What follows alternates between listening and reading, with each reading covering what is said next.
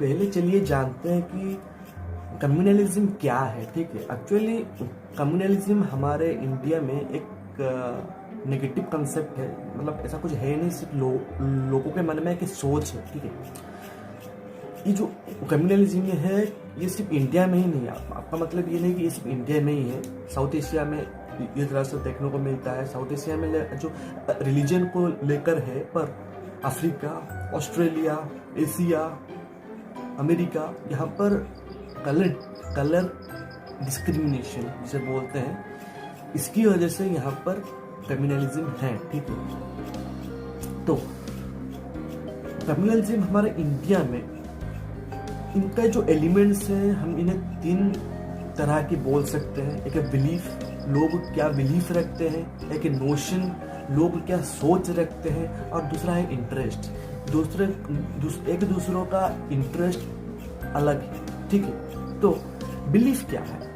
लोगों के मन में एक बिलीफ है कि हम जो 2 रिलीजन के लोग हैं, हमारा इकोनॉमी, हमारा पॉलिटिक्स और हमारा सोशल इंटरेस्ट अलग है। अगर कुछ वायलेंस हुआ, कुछ रिवोल्ट हुआ, अगर किसी एक मुस्लिम, किसी एक यूनियन के मतलब एक रिलीजन के एक यूनियन के वजह से ही स्टार्ट हुआ हो, पूरा रिलीजन को ये जिम्मा उठाना पड़ता है। अब वायलेंस में आप जरा सर देखते होंगे कि किसी एक की गलती हो या 2 की, सबको मारते हैं। ठीक है, ये एक बिलीफ है। एक्चुअली ऐसा कुछ है नहीं, मतलब एक खराब है इसका मतलब ये नहीं कि सब होंगे। ठीक है, इसका कुछ एक एग्जाम्पल पे ही ले लो कि अगर आपको आपकी एक टीम है, मतलब आपकी एक टीम है, आपकी पूरी टीम को आपकी वजह से कोई बोले कि पूरा टीम ही बेकार है, तो आपको कैसा लगेगा? ठीक है, कोई रिलीजन बेकार नहीं होता। ठीक है, कोई रिलीजन हमको कभी भी गलत रास्ते पर जाने का नहीं कहेगा। कोई रिलीजन कभी भी हमें गलत चीज़ नहीं सिखाता है। गौतम बुद्धा हो गए, ज्यूस हो गए, उनको वो जो थे धर्म के प्रचारक, वो कभी हमें गलत चीज़ नहीं सिखाते हैं। ठीक है, हाँ, ये लोग हैं जो कि उनकी फ़ायदे के लिए उसे गलत रूप से यूज़ करते हैं, ये अलग बात है। पर कोई भी धर्म हमें बुरी चीज नहीं सिखाता है। सब धर्म का महत्व अपने आप में ही अलग है, वो अपने आप में ही एक दूसरे से डिफरेंशिएट है। बस हमारा जो लोग है, उनका जो सोच है, उनका जो बिलीफ है, वो ये है। ठीक है, दूसरी बात आता है कि नोशन क्या है? सोच। वो क्या सोच रखते हैं कि अगर इंडिया एक सेकुलर कंट्री है, यहाँ पर अगर 2 रिलीजन के लोग रहने लगे, 2 रिलीजन के लोगों का इंटरेस्ट, पॉलिटिक्स, इकोनॉमी सब अलग है, तो एक देश में 2 सोच वाले लोग नहीं रह सकते। ये एक सोच है कि वो नहीं रह सकते हैं क्योंकि हमारा इंटरेस्ट उनसे अलग है। और एक ही देश में 2 सोच वाले लोग नहीं रहते हैं, उनमें हमेशा डाइवर्जेंट ही होता है। बस ये कि सोच है। ठीक है, इंटरेस्ट क्या है कि अगर आप अपने इंटरेस्ट को प्रैक्टिस करना चाहते हो, तो दूसरा रिलीजन के लोग ये सोचते हैं कि वो शायद उनकी रिलीजन को बढ़ावा देने के लिए हमारा करेंगे नुकसान। एक्चुअली ऐसा कुछ है नहीं, बस लोगों के मन में एक सोच है कि उनका जो रिलीजन है, उनको वो करने के लिए शायद हमारा ही करेंगे, ये मतलब हमारा ही नुकसान ये करेंगे। ठीक है, तो इस तरह से कम्युनलिज्म का पूरा सोच है। एक्चुअली हमारे इंडिया में ऐसा ही है। ठीक है, उसके बाद आते हैं हम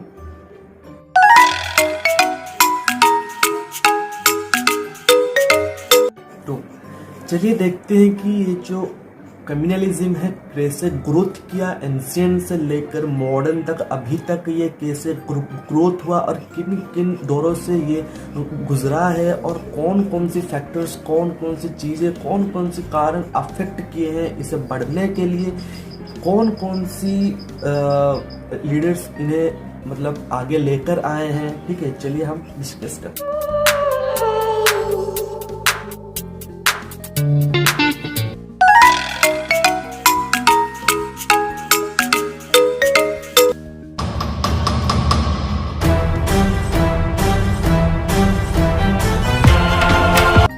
पहले आते हैं गौतम बुद्धा। ठीक है, गौतम बुद्धा का जो एक्चुअली में थ्योरी था, उस वक्त कम्युनलिज्म को लेकर इतना भी मतलब इशू नहीं था, ठीक है। कम्युनलिज्म हमारी सोसाइटी का एक पार्ट नहीं था। हम कह सकते हैं कि पूरा एंशिएंट इंडिया में, पूरा मिडिवल इंडिया में कम्युनलिज्म को लेकर इतना भी बड़ा इशू नहीं था कि मतलब ये है, ठीक है। बुद्धा जब आए थे तो वो जो शिक्षा लोगों में बांटना चाहते थे, ओके, तो सेकुलरिज्म का जो कंसेप्ट है वो हमें बुद्धा से ही मिलता है। वो जो कंसेप्ट, सेकुलरिज्म का पूरा कंसेप्ट हमें बुद्धा से ही मिलता है, ठीक है।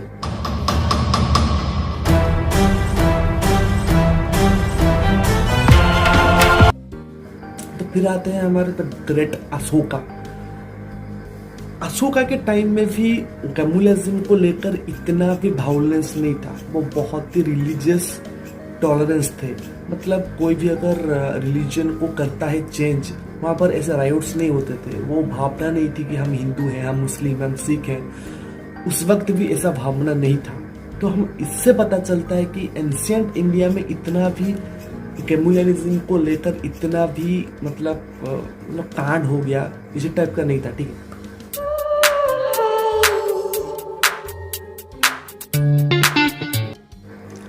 फिर जब हम मिडिवल इंडिया में आते हैं तो लगभग मिडिवल इंडिया में भी कुछ ज़्यादा हमको कम्युनलिज्म को लेकर फीलिंग्स देखने को नहीं मिले। हम बोल सकते हैं कि वो फीलिंग्स तब तक नहीं था। हाँ, रिलीजन थे लेकिन फीलिंग्स नहीं था कि हम हिंदू हैं, हम मुस्लिम हैं। एक नेशनैलिटी वाला फीलिंग्स तब नहीं था।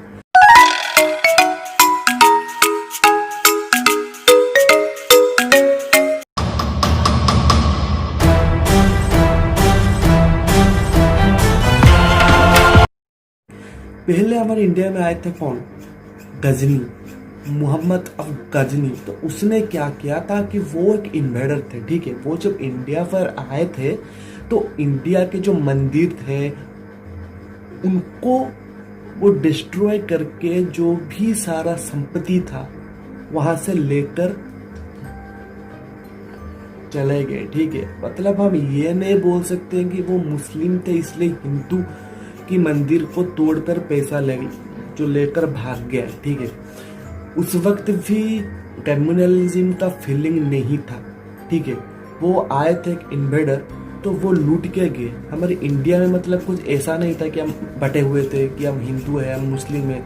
हम इस राज्य में रहते हैं, बस यही हमारे लिए काफ़ी है। हम कोई रिलीजन को लेकर वहाँ पर कोई इशू नहीं था, कोई राइट्स नहीं हो रहे थे, ठीक है।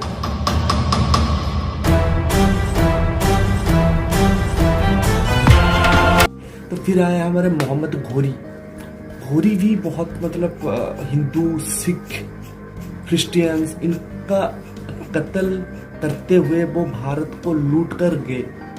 पर फीलिंग्स नहीं था तभी। हम सिख हैं, हम इंडियंस हैं, वो फीलिंग्स नहीं था। वो तो बहुत बाद में आया, जब अंग्रेज आए, पॉलिसीज लाए, वो हम आगे देखेंगे। लेकिन तब तक भी कम्युनलिज्म का फीलिंग्स नहीं था, ठीक है।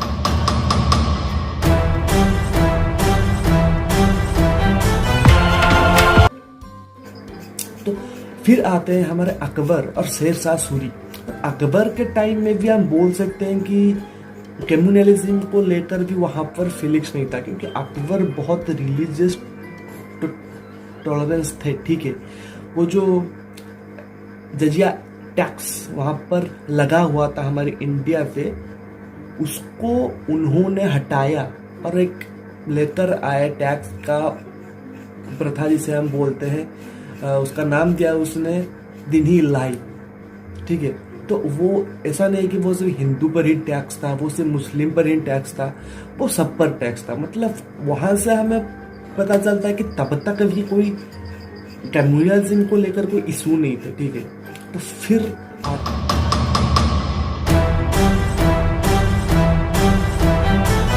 आते हैं हमारे औरंगजेब। वहां से हम बोल सकते हैं कि वो थोड़े रिलीजियस टॉलरेंस थे। मतलब अगर कोई रिलीजन को चेंज करता था, अगर कोई रिलीजन के नाम पर कुछ भी बकता था, तो वहाँ पर औरंगजेब थोड़ा सा रिलीजियस टॉलरेंस कम थे, ठीक है।